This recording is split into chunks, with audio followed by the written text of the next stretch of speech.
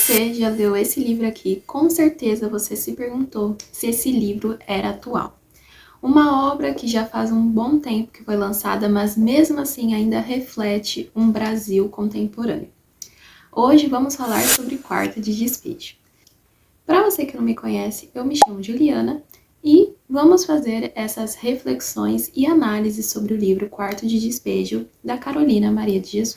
Bom, se você nunca ouviu falar desse livro, eu te convido a conhecê-lo, porque é um livro que vai falar sobre a Carolina Maria de Jesus. Então, primeiro vamos conhecer a autora. Carolina Maria de Jesus, ela nasceu em Minas Gerais, porém ela se mudou para São Paulo e ela morava na favela do Canindé. Esse livro foi publicado em 1960, então a gente já tem aí um bom tempo desde a sua publicação, só que mesmo a gente tendo esse espaço temporal, a gente se questiona se algumas coisas mudaram ou não mudaram no nosso Brasil. Acho interessante aqui ressaltar que a favela do Canindé não existe mais em São Paulo. Após a repercussão desse livro, as autoridades tentaram tomar algumas iniciativas para, de uma certa forma, eliminar essa favela. A favela do Canindé, ela ficava localizada próxima ao rio Tietê. Hoje, a gente tem ali uma avenida principal conhecida como Marginal Tietê. Só um adendo, acho interessante a gente refletir um pouco sobre esse termo Marginal Tietê, tendo em vista o que era antes. No intuito aqui com o vídeo, além de falar sobre o livro, é a gente realmente refletir sobre o que ele pode trazer para os dias de hoje. No livro, a Carolina, ela conta o seu dia a dia na favela como catadora de papel. E basicamente são todos os dias na luta diária de tentar comida, trabalhar, ganhar o dinheiro e comprar comida. E claro que essa comida não é em fartura, sempre é muito escasso. A gente tem aqui um ponto interessante que a Carolina vai dizer que a fome ela é amarela. Claro que isso aqui é uma metáfora, mas a fome nesse livro ela é insistente. Essa fome ela é tão insistente e tão persistente que ela acaba sendo até irritante, como o próprio Audálio Dantas diz no prefácio. Daqui a pouco a gente vai comentar um pouco sobre o Audálio Dantas. E aqui é um diário, então é realmente um pouco tautológico a leitura, acaba sendo um pouco persistente, mas você não tem como não se sensibilizar porque é todo dia. E a gente, quando lê esse livro, a gente se pergunta, isso não acabou. A gente sabe que ainda tem muitas pessoas vivendo nessas condições. Eu pesquisei um dado e eu queria trazer ele aqui. Quando esse livro foi escrito, em 1960, São Paulo tinha em torno de 50 a 60 favelas. A gente não tem um número exato porque ainda a gente não tinha tantos dados do IBGE. Importante ressaltar que favela é todo assentamento urbano informal, caracterizado por moradias autoconstruídas, ocupação irregular do solo e infraestrutura precária. Isso que é caracterizado como favela. Só que quando a gente olha aqui para o ano de 2026, São Paulo tem em torno de 1.350 favelas. 1,7 milhão de pessoas que ocupam esses espaços, que correspondem a 15% da população total. Então a gente nota, óbvio pelos dados, que a gente teve um aumento muito grande em torno de 60 anos do número de ocupações irregulares. Essas pessoas vivem em condições precárias, além de, claro, além de trazer vários outros problemas urbanos. E é claro que quando a gente analisa tudo isso, a gente se questiona, né? Não só se questionar, mas a gente vê como o Brasil está caminhando. A gente está tendo ordem e progresso, como a gente tem na nossa bandeira? Eu acredito que não.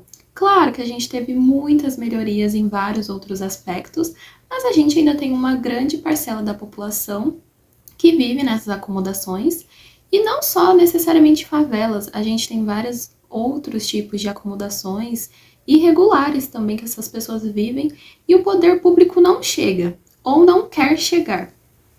Outro ponto aqui que você tem que saber também é que quarto de despejo. A Carolina, ela vai fazer uma comparação em que na cidade, todos nós sabemos que em uma cidade a gente tem o centro, a gente tem as áreas mais valorizadas, a gente tem as periferias, e ela faz essa metáfora que na cidade a favela é o quarto de despejo. Sabe aquele quartinho que você quer colocar tudo o que você não quer ver, que é uma bagunça, que se você abrir ele lá tá um Deus nos acuda? Exatamente, a favela é o espaço em que o poder público não quer mexer e que joga toda, entre aspas, o lixo da cidade naquele lugar. A Carolina, que ao longo do livro, ela vai contando um pouco sobre o seu dia a dia como catadora, ela narra muita violência na comunidade, a gente tem a fome, como eu já disse, e claro, a falta de saneamento básico. Às vezes ela tinha um dinheiro, ela tinha que decidir entre comprar um sabão ou comprar comida. Então, é realmente uma obra que você lê e você se sensibiliza. A Carolina, depois que ela escreveu esse diário, o Audálio Dantas, que era um repórter, ele foi até a favela e encontrou com Carolina e viu os seus manuscritos. A partir disso, que ele teve ali uma conversa com ela e decidiu fazer esse livro. Na época, esse livro fez muito sucesso e foi um sucesso muito repentino.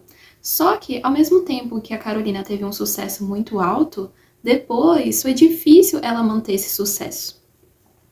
A Carolina, após as vendas do livro, ela conseguiu sair da favela, tanto é que depois ela vai escrever um outro livro chamado Casa de Alvenaria.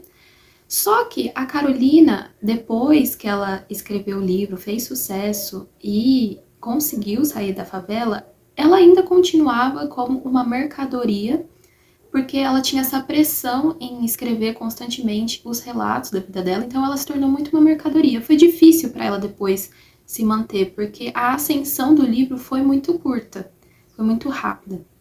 Eu acabei lendo o outro livro dela, Casa de Alvenaria, porque ele estava na lista obrigatória da UFO.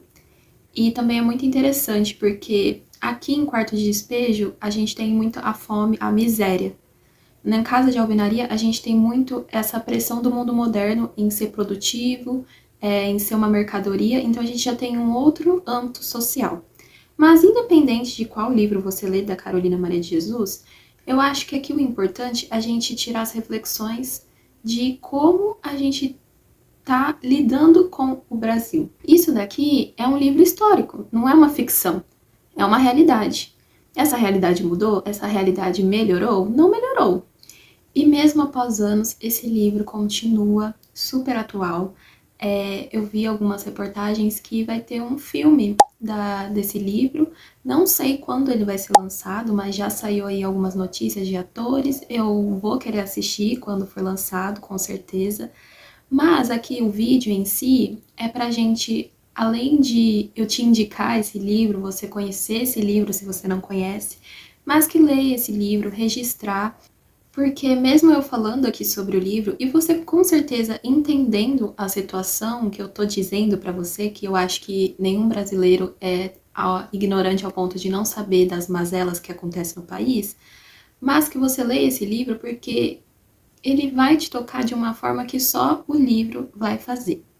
A leitura, ela é extremamente importante nesse caso aqui, porque eu posso falar aqui do livro, mas nada vai substituir você ler esse livro. Bom, eu espero que você leia o livro, tenha se interessado por ler ele, e mesmo eu gostando de vários outros estilos, ficção, romance, eu acho importante a gente ler esse tipo de livro sim, porque é um livro nacional que fala sobre o Brasil, fala os problemas do nosso país, e ela faz várias críticas aqui no livro que você precisa ler para você ver se você concorda ou não.